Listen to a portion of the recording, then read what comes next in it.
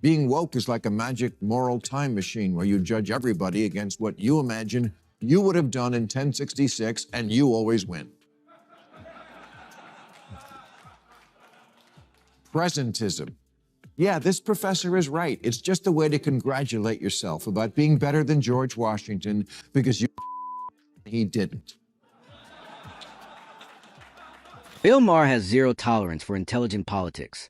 So when a celebrity built entirely on that brand sat down in his orbit, there was only ever going to be one outcome, a brutal takedown. And that is precisely what transpired. However, before we proceed, please subscribe to the channel for just 2 seconds if you enjoy short commentary videos that provide comprehensive breakdowns.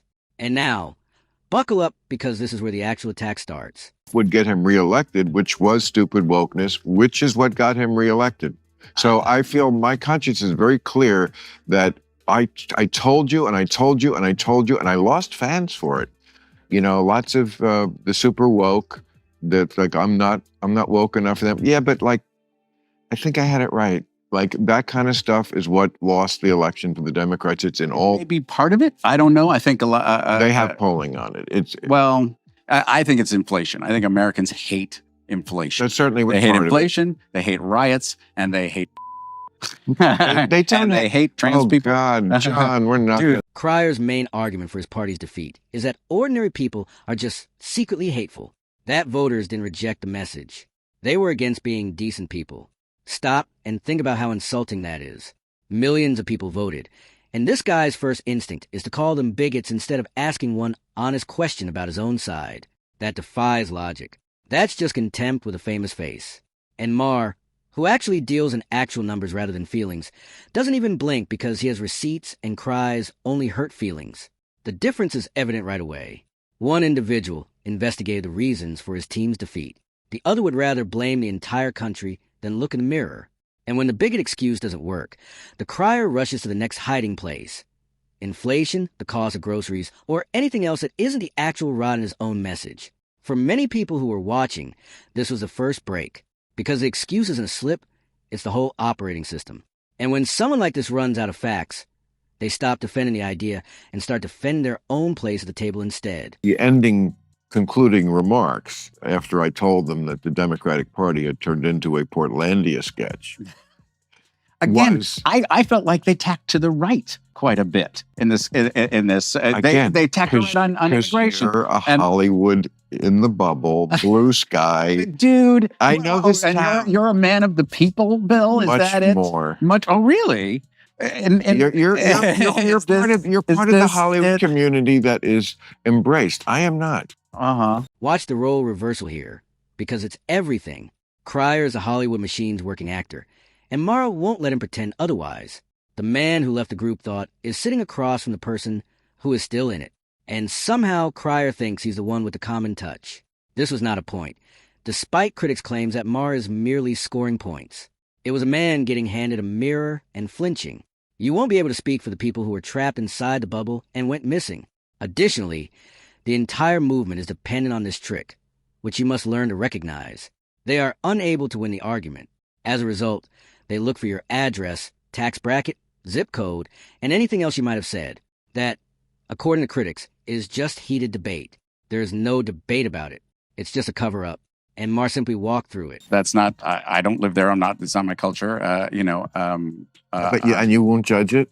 I'm not going to judge it, no. But again, this is not crazy woke to me. Okay. That's where it all went off the rails. When we became so tolerant that we tolerate intolerance. I mean, you would never allow something like that to happen in this country. If they proposed a law tomorrow at the LA City Council, women have to cover their face when they go out.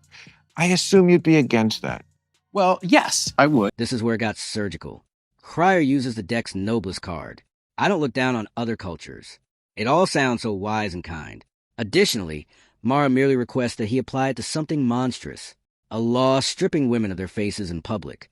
Additionally, the entire pose collapses in real time. He would naturally evaluate that. He would, of course. To Maher, that's the rot laid bare.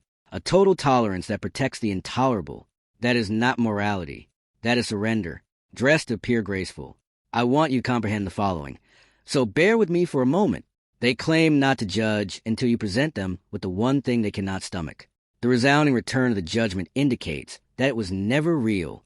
The whole time, they were wrong or right in their rankings. They simply concealed the scorecard and referred to concealment as openness. Critics say that's unfair to honest liberals. But the honest liberals aren't the ones steering this thing anymore. It is appropriate, I think. Okay, I think this is the standard liberal position. And then there's like the people who won't admit that some of this is social contagion. Some of this is just a TikTok trend that got out of hand. I don't agree. And that's okay. Notice what Maher does that Cryer's whole side refuses to. He describes a calm, normal position before naming the part that has lost its ability to be changed. That a portion of this is contagion, or a trend that grew out of control and spread. Cryer won't agree, and Maher just lets him disagree. No insult, no label, and that's okay. Do not move on to that. The person he came to scold had to show the man, who was supposed to represent tolerance, what tolerance actually looks like. That one beat tells you who the real liberal in that chair was. Now, let me tell you something about the engine under all of it.